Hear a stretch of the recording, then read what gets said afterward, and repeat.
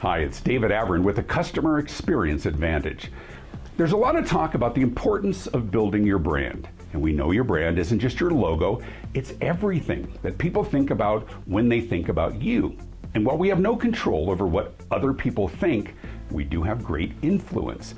I'll talk about your role in influencing how customers think about you and the brand you're building right after this.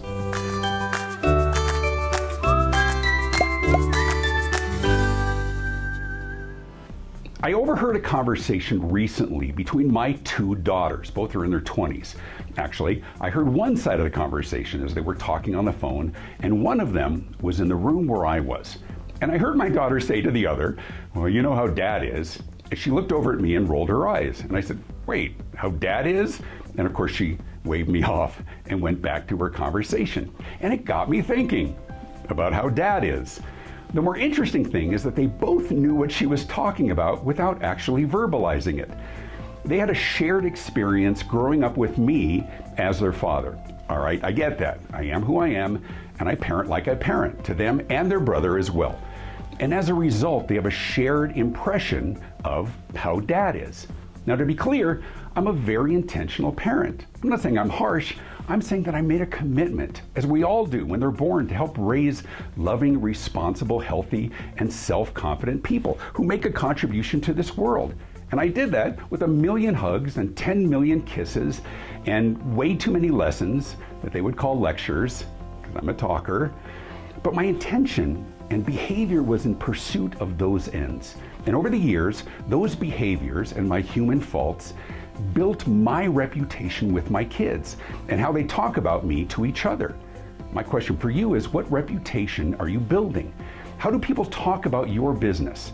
Beyond the basic competence required of all businesses and the ethical mandate to say what you'll do and do what you say, do people know you and talk about you in a way that's flattering? I guess more importantly, do people talk about you in the way that you want them to talk about you? And I'm not talking about whether they know your slogan or they can sing your jingle, but do they describe you in terms that recognizes what makes you special or different or preferable over others who do what you do? I often quote Seth Godin, who is an early influencer of mine, who wrote about the importance of being remarkable in the sense of being worthy of being remarked about. So what makes you worthy of conversation? What's special about your business or products or approach? And how do you demonstrate that specialness to your customers and clients? And how do you do it consistently? And is there a consensus among your team as to the reputation you want to build? And just like I am with my kids, do you have the end in mind? Does everyone across your company know what behavior they need to consistently demonstrate to achieve the reputation you desire, to build and strengthen that brand? Here's a great exercise to do with your team. Ask everyone to identify their favorite company or brand and list 5 words that describe that company, 5 attributes that come to mind when they think of that business or product. Now, have them think about your company and ask what are 5 words or 5 descriptions that we should aspire to. 1 year from now, if we were to ask 5 customers or prospects to describe us, what do we want them to say about us? What are 5 things we want everyone to think of at the mention of our name? Then ask your team, what do we need to do every day between now and 1 year from now to build that reputation? And what behavior would get in our way?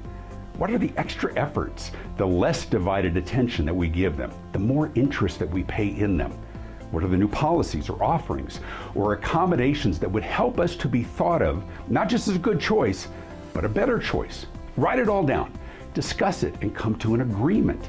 And to be clear, that mindset and all of those behaviors aren't necessarily intuitive. Often they're the result of intentionality, making a conscious organizational decision to be remarkable, to be worthy of being remarked about. I love doing this work with organizations. I spark discussion and help get them thinking and brainstorming as a team. Who we are, what do we believe, and what behaviors do we need to demonstrate so that others see it and feel it and remember it? There's a lot more than simply crafting and displaying your company's mission statement, although that can be an important start. We can't assume that everybody in our company knows how we want to be thought of. Now, we can certainly assume that everyone understands their job, but the question is, does everyone in the company know their role? Here's why you do it. Focusing on our job and doing a good job is at the core of keeping our job. But I would submit that without a clear understanding of what we want our customers to feel and believe and remember about us, we lack the context to really understand why we've been asked to do this job. And the definition of doing a good job for a company has to also include being who our customers prefer. But here's why we hate it. Well, what we hate is inconsistency. When there's a lack of consensus as to how you want us to feel when doing business with you, what you get is a good company who delivers most of the time. But you're missing a great opportunity to be better than that. Here's a better approach. Put your heads together. Have a conversation, not just about what you do, but what you want your clients and customers to feel and remember about doing business with you. Commit those behaviors in writing and agree to delivering that consistently from each person across the company. I promise that consistency will pay off. A famous quote's been attributed to a lot of people says, "You would worry far less about what people think about you if you knew how little they actually do." People don't generally think about us or talk about us. They have their own lives. But building your business and building your brand requires giving people something to talk about, and it should be remarkable. And I don't mean to sound like a broken record, but, well, you know how Dad is.